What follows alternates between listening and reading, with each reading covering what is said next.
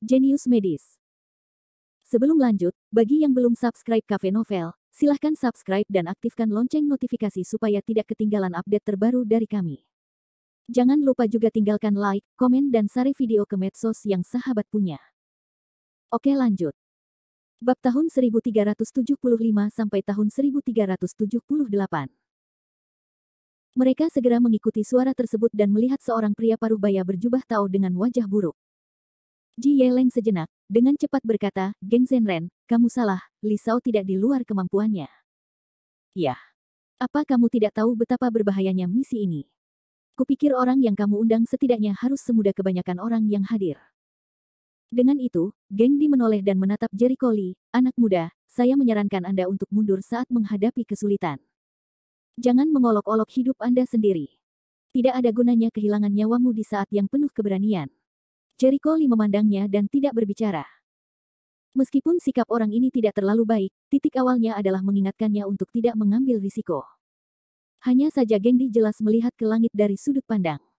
Karena dia berani datang, dia pasti memiliki ketergantungannya sendiri. Ji Ye terlihat serius dan berkata, saya telah melihat keahlian Li Shao, Geng Zhenren. Saya tidak sopan untuk mengatakan bahwa jika semua orang yang hadir memiliki kemampuan untuk menyelesaikan tugas ini, itu pasti Li Shao. Jika Dewa Bela Diri, yang merupakan orang nomor 1 dalam daftar Master Surgawi, tidak dapat menyelesaikan ini tugas, yang lain akan menjadi lebih mustahil. Geng Di tidak bisa menahan cemberut. Kata-kata Ji Ye terlalu sombong dan kejam untuk meremehkan semua orang yang hadir. Dia tidak tahu kekuatan kata-kata Ji Ye. Karena kamu punya mengatakan itu kepada ketua kelompok Ji, aku tidak akan membicarakannya lagi. Sebaiknya kamu jaga dirimu sendiri. Meskipun kemampuan Geng Di tidak bagus, sikapnya baik-baik saja. Setidaknya dia tidak menjadi marah karena perkataan Ji Ye. Dia memiliki temperamen yang adil, tetapi yang lain tidak. Ketua tim Ji, kamu harus berbicara lebih santai. Apa artinya hanya dia yang bisa menyelesaikan tugas tersebut? Apakah ini meremehkan orang besar? Seorang biksu seperti pria parubaya, wajah tenang bersenandung dingin. Ji Ye dengan cepat melambaikan tangannya dan menyangkal, tentu saja, aku tidak bermaksud begitu. Hanya saja aku lebih percaya pada Li Shao. Itu egois. Bisakah kamu memahaminya? Sebagai pemimpin Guoan di selatan Sichuan, dia telah berurusan dengan sebagian besar orang yang hadir. Dia memenuhi syarat untuk posisi ini. Tentu saja, dia bukan seorang vegetarian. Setidaknya dia pandai berbicara. Wajah biksu itu tampak sedikit lebih baik, tetapi dia masih berkata dengan dingin, publik dan swasta tidak boleh dikacaukan. Meskipun saya tidak tahu apa kekuatan Anda, pemimpin Ji, tindakan ini sangat penting. Jika tugas dilanggar, ketua tim Ji akan bertanggung jawab. Terima kasih sudah mengingatkan. Saya akan berhati-hati. Karena ketua kelompok Ji sangat menghormatinya, pendeta Tao harus bertanya dari siapa dia belajar. Dari sekolah mana?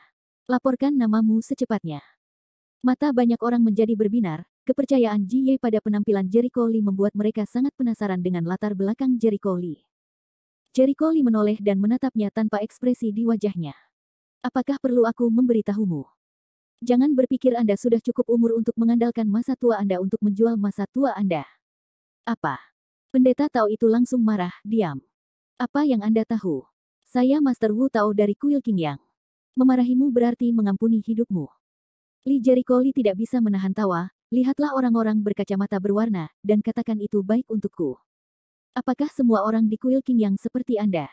Sepertinya itu saja. Bertengkar, dia benar-benar tidak bisa kehilangan siapapun. Wajah Qingyang Guandu Jun tampak berat, dan alisnya dingin, anak laki-laki dengan gigi tajam dan mulut tajam.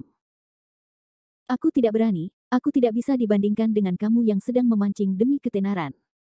Jericho Lee tidak sopan untuk kembali. Karena orang-orang meremehkannya, mengapa dia harus bersikap baik kepada orang-orang ini? Melihat Jericho Lee begitu sombong, mereka bahkan mengabaikan Dujun dan menunjukkan kemarahan mereka. Geng Di mau tidak mau mengerutkan kening, pemimpin kelompok Ji, Li Shao yang kamu undang sangat terburu-buru. Menjadi sedikit sombong adalah hal yang lumrah bagi anak muda, namun menjadi sombong itu salah. Master Qingyang Guan Dujun sudah terkenal sejak lama. Kekuatannya terlihat jelas bagi semua orang. Tuan Rong tidak berani mengatakan bahwa dia bisa mengalahkannya. Selain Ji Ye, semua orang yang hadir sama sekali tidak mengetahui latar belakang Jericho Lee. Melihat usianya yang masih muda, sulit untuk menghindari mengklasifikasikannya sebagai salah satu saudara lelaki. Menilai orang dari penampilannya adalah ciri umum dari dunia. Satu-satunya perbedaan adalah bahwa beberapa orang dapat melepas kacamata berwarna mereka, sementara yang lain tidak bisa. Bahkan beberapa dari mereka hanya setengah ember air, ekspansi tak terbatas, mata lebih tinggi dari atas. Dengan perselisihan antara Jericho Lee dan Dujun, sebagian besar penonton langsung berpihak pada Dujun. Bukan berarti mereka harus mengecualikan Jericho Lee. Nada pidato Jericho Lee sebelumnya lah yang menyinggung perasaan orang dan membuat mereka sangat tidak bahagia. Khususnya, Dujun sangat terkenal di kalangan mereka, dan mereka tidak berani menyinggung Dujun. Ji Ye memandang Geng Di dan hendak menjelaskan. Mu Yun, yang tidak tahan, minum dengan dingin, diam. Tidak cukup berisik, bukan? Sekarang semua orang merasa memiliki mata yang bagus, mereka harus menunjukkan tangan mereka dengan baik pada saat itu. Jangan mengada-ada dan memperlihatkan bentuk aslinya saat itu, tapi itu memalukan. Sekarang, semuanya diam. Wajah Mu Yun tenang, dan dia melambai dengan marah untuk memberiku keluar, masuk ke dalam mobil. Semua orang siap berangkat. Semua orang bergegas keluar hotel, dan Jericho Lee naik bus bersama orang-orang yang sama. Karena dia punya sedikit masalah dengan yang lain sebelumnya, tidak ada yang mau duduk bersamanya setelah dia naik bus. Tapi bagi Jericho Lee, itu juga bagus. Dia suka ketenangan, dan dia tidak suka duduk bersama orang-orang ini. Pemimpin kelompok Ji, saya tidak tahu apa maksudmu. Saya mengingatkan Anda bahwa jika anak laki-laki yang Anda undang mogok, saya tidak bisa berada di dekat Anda. Mu Yun masih penuh api. Ji Ye menatapnya dan tidak bisa menahan tawa. Mu Yun, menurutmu aku ini siapa? Saya tidak bisa menilai berdasarkan Anda. Lagi pula, dari segi identitas dan otoritas, kamu tidak setinggi saya. Jangan berpikir bahwa Komandan Zhao, jika mereka memberi Anda tugas untuk saat ini, Anda benar-benar berada di surga. Kamu Mu Yun sangat marah. Bagaimana orang awam bisa memahami kemampuan Li Shao? Ji Ye mencibir lagi dan lagi, karena kamu baru saja mengingatkanku, aku juga ingin mengingatkanmu, sebaiknya kamu bersikap baik kepada Li Shao, atau kamu tidak ingin memberikan keuntungan apapun setelah tugas selesai. Dengan itu, dia berbalik untuk pergi, dia memiliki tugas lain di tubuhnya, tindakan ini benar-benar tidak bisa berjalan bersamaan. Jika tidak, kekuasaan untuk mengatur operasi ini tidak akan jatuh pada Mu Yun. Dasar bajingan. Mu Yun sangat marah sehingga dia merokok sehingga dia melemparkan puntung rokoknya ke tanah dan menginjak-injaknya. Beberapa menit kemudian, Mu Keier, yang mengoordinasi tim, datang dan melihat bahwa wajahnya sangat mirip dengan Mu Yun. Dia tertegun, paman kedua, ada apa denganmu? Siapa yang membuatmu begitu marah? Mu Yun menggigit giginya dan melambaikan tangannya, tidak apa-apa. Ayo pergi. Oh, baiklah. Mu Keier tidak peduli. Dia mengambil walkie-talkie-nya dan memberi perintah kepada lebih dari 20 pengemudi pada saat yang bersamaan. Semuanya, perhatikan. Ayo pergi. Tinggalkan secara bergantian, jangan panik. Bab 1376. Kemudian mereka naik mobil pertama. Cukup banyak orang yang ikut serta dalam operasi kali ini. Ketika Jericho Lee masuk ke dalam mobil di tengah kerumunan, orang-orang yang mengenalnya tidak memperhatikannya. Sesaat kemudian, lebih dari 20 mobil meninggalkan hotel satu demi satu dan melaju menuju barat daya. Di dalam bus, Jericho Lee teringat masih belum mengetahui tujuan operasinya. Ngomong-ngomong, siapa di antara kalian yang bisa memberitahuku di mana tujuannya? Begitu pertanyaan itu keluar, seseorang menatapnya diam dan tidak mau berbicara dengannya sama sekali. Beberapa bahkan memalingkan pandangan dan tampak menghina. Apakah ada air di tengkorak orang ini? Tugas yang begitu penting, Anda bahkan tidak tahu kemana tujuannya. Apakah dia di sini untuk ikut aksi atau pergi berlibur? Jericho Lee melihat tidak ada yang mau menjawab, jadi dia terlalu malas untuk berbicara. Masalah besarnya adalah dia mengirim pesan teks ke Ji Ye, yang diberitahukan oleh klub malam Ji kepadanya. Saat ini, Dujun yang pernah berkonflik dengannya sebelumnya mencibir, ku bilang, kamu benar-benar berhati besar. Menurutku aku mati cukup cepat. Jericho Lee meliriknya, karena kamu tahu betul, tolong beritahu aku, Tuan. Apa itu?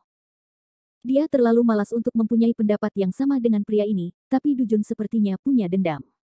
Dia benar-benar berpikiran sempit. Cibiran Dujun sangat mencemooh. Saya akan berusaha sebaik mungkin untuk memberikan jawaban kepada Anda. Tujuan dari operasi ini adalah di hutan pegunungan di barat daya, 30 km dari kota Yuzu. Itu termasuk dalam zona dengan sedikit orang dan banyak hewan liar. Adapun isinya dari misi tersebut, ada beberapa binatang buas tak dikenal di daerah itu, yang telah menyebabkan kerusakan besar.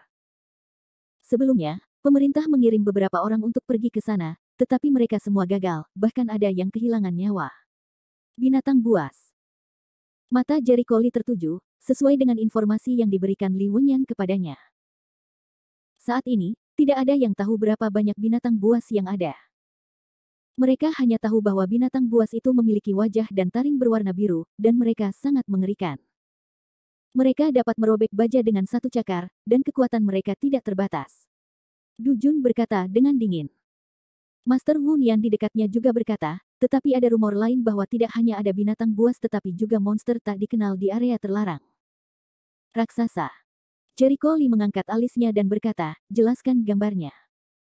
Master Wu Nian merenung sejenak dan menjawab, dikatakan memiliki dua kepala, satu biru dan satu merah.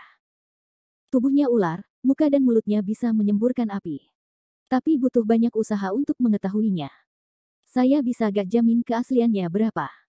Tubuh ular, muka, dua kepala, mulut bisa menyemburkan api. Jericho Lee mengedipkan matanya dan tiba-tiba merasakan dorongan untuk tertawa. Itu suatu kebetulan. Dia tahu detail monster ini. Ular api berkepala dua. Ini adalah monster langka dengan darah kuno, spesies varian. Sejak lahir, ia memiliki kekuatan dan kebijaksanaan seperti makhluk roh tingkat rendah. Itu milik makhluk yang tercerahkan secara alami. Selama ia melewati masa pertumbuhan, ia bisa menjadi iblis, atau bahkan monster yang dapat menyaingi pejuang manusia yang tercerahkan. Ketika sudah dewasa, ia bisa mencapai level iblis kecil. Setan kecil itu setara dengan orang yang menghancurkan lembah. Begitu monster tersebut mendapat cukup kesempatan untuk memadatkan ramuan iblis, yaitu ramuan emas dalam hidupnya sendiri, ia bisa menjadi iblis besar, yang setara dengan keberadaan kuat guru surgawi manusia. Ular roh api berkepala dua termasuk spesies alien purba dengan potensi pertumbuhan tinggi. Dikatakan bahwa jika telah mengalami 3 metamorfosis, ia dapat menjadi iblis besar, dan metamorfosis keempat dapat menjadi raja iblis yang sebanding dengan guru roh. Untuk mengenang warisan bijak medis, 1000 tahun yang lalu, ada ular roh api berkepala dua di dunia seni bela diri, yang kekuatannya mencapai tingkat Raja Iblis. Itu terkenal karena reputasinya yang kuat. Akhirnya, 5 guru roh bergandengan tangan untuk membunuhnya. Monster itu sangat aneh. Aku belum pernah melihat monster seperti itu di dunia. Kekuatannya juga mengerikan, apalagi nyala api yang keluar dari mulutnya sangat kuat. Sebelumnya, banyak orang mati di bawah nyala apinya. Unian memiliki wajah yang bermartabat. Seorang pendeta Tao di satu sisi tidak bisa menahan diri untuk tidak menghela nafas. Saya mendengar monster ini tiba-tiba keluar, menyebabkan kerusakan besar. Saya pikir masalah pertanda geomantik di daerah itulah yang melahirkan makhluk jahat seperti itu. Mendengar ini, Jericho Lee tidak bisa menahan tawa. Apa yang Anda tertawakan? Sang Tao tercengang. Aku tertawa bahwa kamu akan mati. Jericho Lee merasa sangat konyol. Ular roh api berkepala dua remaja tidak bisa menyemburkan api. Jika kepala merahnya mengeluarkan api, berarti ia telah mencapai usia dewasa. Saat kepala birunya mengeluarkan api, ia mencapai level iblis besar. Setan besar. Dari uraian orang-orang ini terlihat bahwa ular roh api berkepala dua di daerah terlarang dapat menyemburkan api ke kedua kepalanya, artinya setidaknya ia adalah iblis besar. Kecuali pengemudi dan Jericho Lee, orang lain di dalam mobil semuanya tampan dan memiliki sedikit kemampuan. Kekuatan mereka telah mencapai masa dasar. Yang lain bahkan tidak memiliki masa dasar. 1 atau 2 di antaranya adalah praktisi Qi dan seni bela diri. Kekuatan semacam ini sangat kuat jika kita menaruhnya di luar. Tapi untuk iblis besar, itu hanya masalah ekor. Kebenaran. Besar Jericho Lee jatuh ke telinga publik dan langsung membuat mereka marah. Saya tidak tahu. Kekuatanmu sendiri buruk. Tentu saja kamu akan mati. Kami berbeda dari Anda. Sang Tao mencemooh dan menjawab bahwa dia sedikit percaya diri dengan kekuatannya. Ya, aku tidak sepertimu. Senyum Jericho Lee bahkan lebih kuat. Jika barang kelas 3 ini dibandingkan dengannya, itu akan terlalu mahal untuk dia. Iblis besar, sulit bagi orang lain untuk menyerah, dia tidak masalah. Iblis dapat berubah menjadi manusia hanya ketika setidaknya dalam periode primordial atau bahkan di luar periode tubuh. Dan roh api berkepala dua ini ular, jelas, Belum terbentuk, artinya belum mencapai masa primordial. Sekarang dia memiliki kekuatan untuk membunuh Yuan Ying, dan tidak ada masalah untuk menyelesaikan iblis besar, bahkan jika kekuatan monster itu adalah umumnya lebih kuat dari pejuang manusia pada tingkat yang sama. Yah, andai saja kamu memiliki pengetahuan diri.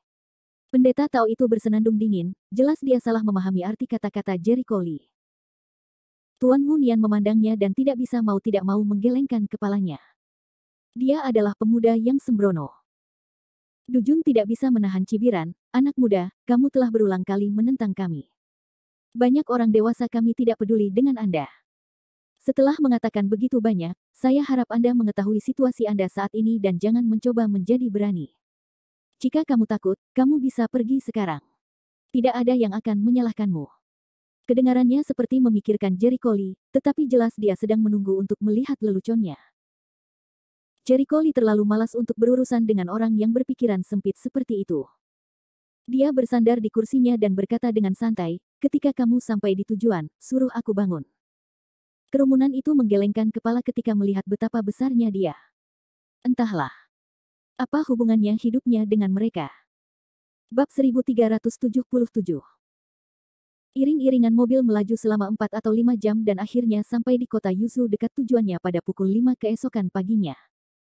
Karena ini adalah operasi rahasia, semuanya dilakukan secara sederhana dan rahasia. Bahkan iring-iringan mobil pun bertebaran di jalan. Hanya saja karena takut akan menarik perhatian peminat. Tuan Li, kita sudah sampai. Bangun. Tim sudah tiba, namun Jericho Lee tidak turun dari bus. Geng Di yang baik hati mencari setiap mobil satu persatu sebelum menemukan Jericho Lee yang masih tertidur di dalam mobil. Setelah Dujun dan yang lainnya keluar dari mobil, mereka hanya meninggalkannya di dalam mobil dan tidak meneleponnya sama sekali. Geng Zenren, terima kasih. Faktanya, ketika Dujun dan yang lainnya turun dari bus, pergerakannya tidak sedikit. Dengan persepsinya terhadap dunia luar, mustahil mereka tidak menyadarinya. Hanya untuk melihat betapa sempitnya pikiran Dujun. Hasilnya benar-benar tidak mengecewakannya. Ketika dia sampai di tempat itu, tidak ada yang memanggilnya di dalam mobil. Tutut, orang yang berpikiran sempit seperti ini pelit, benar-benar membuka matanya. Sebaliknya, Geng Di jauh lebih menyenangkan. Meskipun Geng Di tidak berbicara dengan baik pada awalnya, dia jauh lebih berwawasan luas daripada Dujun dan yang lainnya. Jericho Lee berpikir jika Geng Di ada di dalam bahaya, dia tidak keberatan membantunya. Adapun orang lain, tidak masalah. Kamu, hatiku terlalu besar, Geng Di menggelengkan kepalanya dan menghela nafas. Di mana Ji Ye menemukan orang yang tidak bisa diandalkan. Seluruh pesolek muda terlihat seperti ahli. Jericho Lee keluar dari mobil dan melihat orang-orang berjalan menuju hotel tidak jauh dari sana. Apakah kamu tidak langsung pergi ke area terlarang? Geng Di memberinya tatapan pucat, bagaimana kita bisa bertindak jika kita tidak memperbaiki perjalanan yang begitu jauh? Apalagi kalau mau ke kawasan terlarang juga di malam hari. Sebenarnya, bagi Jericho Lee, siang dan malam itu sama, namun Li Wenyan mengingatkannya bahwa ia harus berbaur di tengah keramaian untuk mengurangi rasa keberadaan, atau ia bisa pergi sendiri. Dari apa yang dikatakan Dujun dan yang lainnya sebelumnya, dia mengetahui bahwa tugas yang diberikan Situ Manlong kepada Li Wenyan tidak sama dengan tugas yang diberikan kepada orang-orang ini. Orang-orang ini adalah untuk menyelesaikan binatang buas dan ular roh api berkepala dua untuk menenangkan masalah. Harta karun itu, mereka tidak tahu apa-apa tentangnya. Jelas, tugas sebenarnya adalah menemukan harta karun itu. Dengan kata lain, untuk menyelesaikan binatang buas dan ular roh api berkepala dua hanyalah tugas kebetulan. Dididi. Jericho Lee sedang bersiap memasuki hotel bersama orang banyak ketika ponselnya berdering. Dia mengambilnya dan melihat bahwa itu adalah Lu Qianqian. Mengapa? Dia mengangkat alisnya dan menekan tombol jawab. Jericho Lee, kamu di mana sekarang? Lu di ujung telepon yang lain terdengar dangkal dan nadanya agak rendah. Jericho Lee terdiam selama 2 detik, dan tidak mengatakan bahwa dia berada di kota Yuzu. Ada apa denganmu? Katakan padaku dulu, kamu di mana? Apakah masih di Chuanzong? Jericho Lee sedikit mengernyit, apakah kamu dalam masalah? Yah, jawab Lu ragu-ragu, apakah kamu ingat Sang Ren? Setelah meninggalkan Mozi, aku mengebom Sang Ren. Tapi sekarang Sang Ren bermasalah dengan keluarga Lu. Keluargaku berada dalam situasi yang buruk. Aku tidak tahu kepada siapa harus berpaling, jadi aku hanya bisa menoleh padamu. Jericho Lee tanpa sadar ingin mengatakan bahwa tidak apa-apa pergi ke perusahaan Rende, tetapi begitu ide itu muncul, dia ingat bahwa cabang di selatan Sichuan pada dasarnya adalah di Sichuan Tengah, dan cabang di kota lain masih dalam persiapan. Selain itu, Rongsu masih berada di kota Chuanzong. Dengan kata lain, Lu Qianqian hanya bisa pergi ke kota Chuanzong ketika dia pergi mencari bantuan perusahaan Rende, yang akan memakan banyak waktu. Setelah berpikir sejenak, Jericho Lee membuat keputusan tegas, saya di kota Yuzhou. Beritahu saya alamat Anda dan saya akan pergi menemui Anda. Apakah kamu di Yuzhou? Luar biasa. Baiklah, aku akan menunggumu datang. Lu Qianqian sangat terkejut. Setelah menutup telepon, Jericho Lee berkata kepada Mu Yun, yang sedang berkoordinasi dengan yang lain, ada yang harus saya lakukan sementara. Saya harus pergi sebentar. Apa? Wajah Mu Yun tiba-tiba tenggelam, pada saat ini, apalagi yang harus kamu lakukan? Jika kamu ingin melarikan diri, katakan saja. Jericho Lee terlihat ringan, jangan gunakan wawasan sempitmu untuk mengukurku, aku hanya mencari teman. Bagus sekali. Kami tidak punya waktu untuk bertinta dengan Anda. Segera masuk ke hotel. Kami mengadakan pertemuan untuk membahas rencana aksi. Jangan membuat masalah, nada bicara Mu Yun tidak bagus, dan postur Jericho Lee sangat marah ketika dia membuat masalah lagi. Jericho Lee langsung mengabaikan wajahnya, pinjam mobil, aku akan pergi sendiri. Tidak ada yang bisa mengganggu apa yang ingin dia lakukan. Tindakan ini sangat sulit bagi orang lain. Baginya, itu seperti makan dan minum air putih, serta makanan biasa. Dasar bajingan. Mu Yun mengomel, menunjuk ke hidung Jericho Lee dan berkata dengan marah. Jericho Lee menatap tangannya, jejak rasa dingin melintas di matanya, lepaskan tanganmu, atau aku akan segera memotongnya. Mu Yun tidak mau makan ini. Dia sangat marah dan tertawa, bagus, bagus. Saya tidak memiliki banyak kemampuan, tetapi saya memiliki temperamen yang baik. Saya memperingatkan Anda, jika Anda pergi sekarang, saya akan menanganinya sesuai dengan penarikan Anda. Jika ada akibat yang tidak terduga, kami yang bertanggung jawab atas hal tersebut. Bersikaplah sentimental. Tanpa memandangnya, Jericho Lee langsung menuju mobil kosong terdekat, menyalakan mobil, menginjak pedal gas, dan menghilang di hadapan berbagai pandangan orang. Anak ini gila. Iya. Ketika operasi ini adalah sebuah keluarga, datang dan pergi sesukamu. Apa yang dicari ketua kelompok Qi? Dia tidak takut kehilangan topinya. Siapa yang tahu apa yang dia pikirkan? Ada banyak diskusi, dan orang-orang meremehkan Jericho Lee. Saat ini, Mu Keier datang bersama Lian Hengyi. Paman kedua, ada apa denganmu? Kenapa wajahmu jelek sekali? Siapa yang membuatmu marah? Mu Keier menatap wajah Mu Yun yang bau dan bertanya dengan prihatin. Aku bukan anak laki-laki sebelumnya. Aku tidak pandai dalam hal itu. Aku sangat pemarah. Sekarang aku melarikan diri. Sebagai salah satu orang yang bertanggung jawab atas operasi ini, Mu Yun sekarang dalam keadaan gusar. Dia memutuskan untuk kembali dan menunggu tugas selesai. Dia harus membaca salah satu buku Jie. Qi malam ini sungguh mengharukan, menemukan hal yang bajingan untuknya. Itu dia lagi. Bukan seperti itu. Wajar jika dia takut mati. Jika dia berhenti, dia akan mendapatkan hidupnya kembali. Mu Keier tidak menganggapnya serius. Dia bahkan tidak mau repot-repot bertanya siapa bajingan itu. Pamanmu, kamu harus tenang.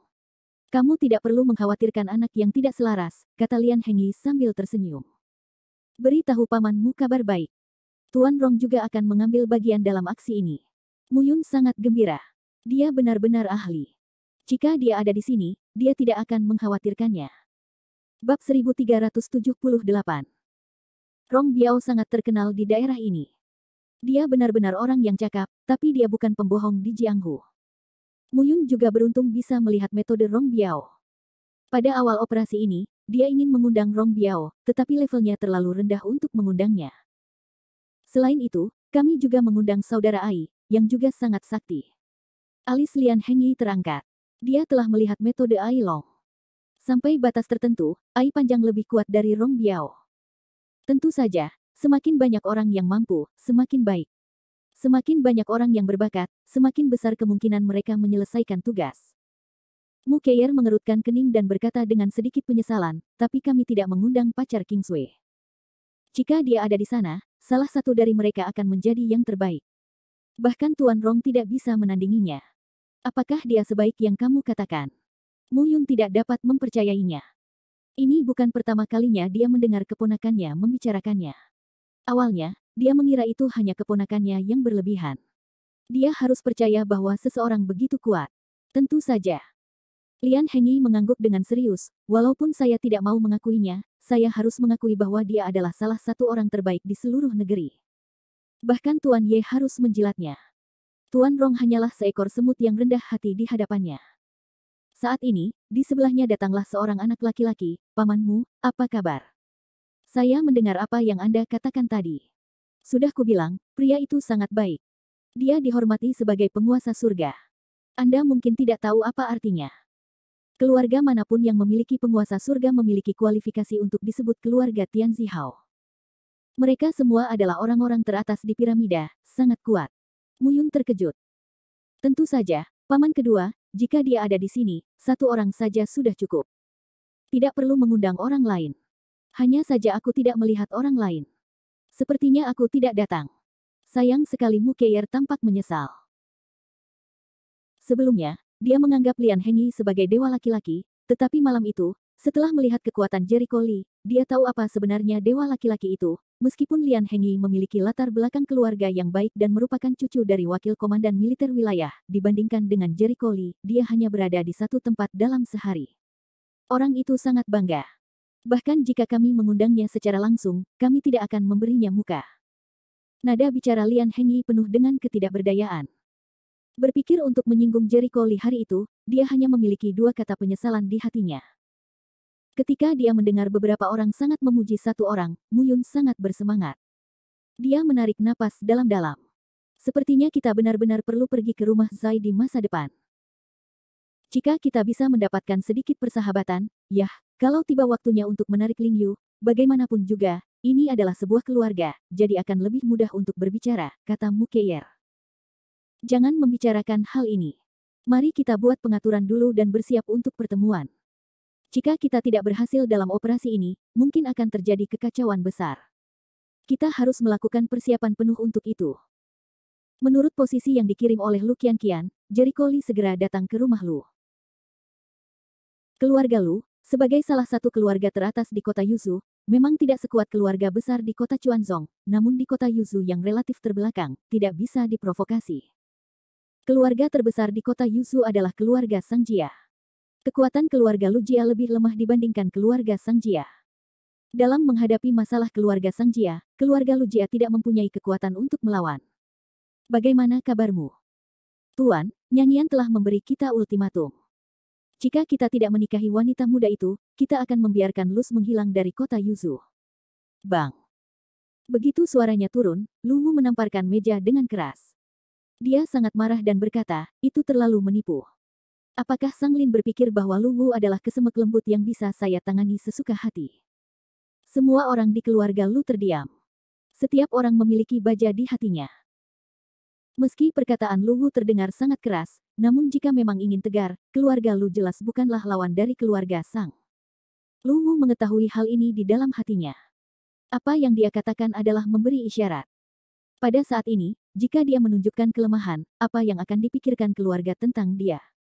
Sekalipun musuh tidak bisa mengalahkannya, dia harus tangguh. Ho! Lu Wu menarik napas dalam-dalam, menekan amarah di hatinya, menoleh dan menatap Lu Qianqian. Baiklah, apa yang ingin kamu lakukan dengannya? Lu dangkal mendengarkan, tidak senang, ayah, kamu masih menyalahkanku. Tahukah kamu kebajikan macam apa yang dinyanyikan Ren itu? Dia adalah seorang playboy. Dia suka membuat masalah dan berteman dengan orang lain. Jika aku tidak putus, haruskah aku menanggung masalahnya? Setiap individu mempunyai permasalahannya masing-masing, begitu juga dengan Anda. Jika kamu punya masalah, kamu bisa memperbaikinya. Lu Wu berkata dengan berat. Dia harus mengubahnya. Lu Qianqian menggerutu dengan tidak puas, aku bisa mentolerir masalahnya yang sementara, tapi aku tidak selalu bisa mentolerir masalahnya. Dia tidak pernah mengubah kebiasaan buruknya, saya sudah melepaskannya, jika dia pintar, dia harus menghentikan ayahnya, bukan melawan keluarga kami. Tapi dia tidak melakukannya. Terlihat dia masih membenciku di dalam hatinya. Mungkin dia ingin aku mati. Aku tidak bisa bersama orang yang berpikiran sempit seperti itu. Lu Wu terdiam, tapi... Tidak ada, tapi... Aku tidak menyukainya pada awalnya. Jika ayahku tidak ingin aku bergaul dengannya, aku tidak akan memperhatikannya. Aku sudah melihatnya dengan jelas, dan aku bisa jangan bersamanya. Sejak awal, dia akan bersama Sang Ren, terutama karena orang tuanya. Saat itu, dia belum terlalu mengenal Sang Ren, jadi dia puas dan berusaha bergaul dengan Sang Ren. Alhasil, Sang Ren melakukan hal yang sama di depan dan di belakangnya. Terutama dalam penampilan Mozi, dia sangat membenci Sang Ren. Dia bahkan senang bahwa dia telah mengenali wajah aslinya. Jika dia benar-benar menikah dengan pria seperti itu akan menjadi bayangan seumur hidup. Bahkan jika kamu ingin putus, kamu harus menggunakan cara yang relatif lembut. Lu Wu menghela nafas dalam-dalam. Apakah kamu tidak tahu sifat Laozi Sanglinnya? Apa hubungannya denganku kalau dia melindungi anak sapi itu? Lu Dangkal tidak setuju, ayah, kamu tidak melihat wajah Sang Ren hari itu. Jika aku tidak mengambil sikap keras, mustahil untuk menyingkirkannya. Bagaimanapun, dia masih seorang gadis muda, dan dia tidak tahu bahwa jalannya salah. Sang Lin melindungi putranya. Di permukaan, ini tidak ada hubungannya dengan Lu Qianqian. Tapi masalahnya adalah ketika dia dan Sang Ren tidak putus sebelumnya, mereka menjalin hubungan pacar, yang berarti dia dan keluarga Sang memiliki hubungan tertentu. Dan ada keluarga di belakangnya. Di dunia ini, permusuhan antar keluarga lebih dari sekedar tidak ada hubungannya denganku. Wajah dingin Lu Qianqian mencampakkan Sang Ren tidak peduli, tetapi keluarga di belakangnya belum tentu peduli. Sang Lin mengira putranya dicampakkan, keluarga itu dipermalukan, tentu saja akan mulai membalas dendam.